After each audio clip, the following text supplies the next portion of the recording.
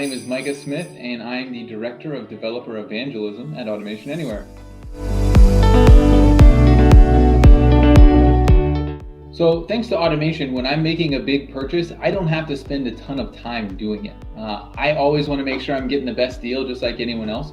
And so I'll have bots that will actually go and literally scrape data for me over a pattern of weeks or months to make sure that I know exactly what I want to spend and how much I should be looking to spend when I make a purchase. So I've used bots to purchase multiple vehicles for our family.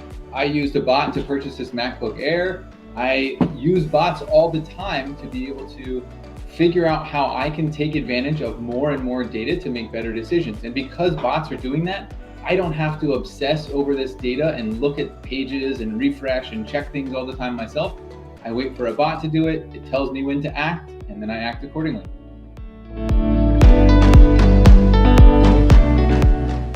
Organizing and running a Bot Games event with an extremely small team is no easy feat, especially when we're doing the Bot Games challenges as well as the Bot Games hackathon that we did back in August. So we used bots to help augment some of what we were doing to help organize and run bot games. So when people would register to take part in the hackathon, we would have bots that would automatically create user accounts for them, send out credentials, create folders and things like that for them in our Bot Games hackathon control room. And that enabled us to do a lot more with a relatively small team.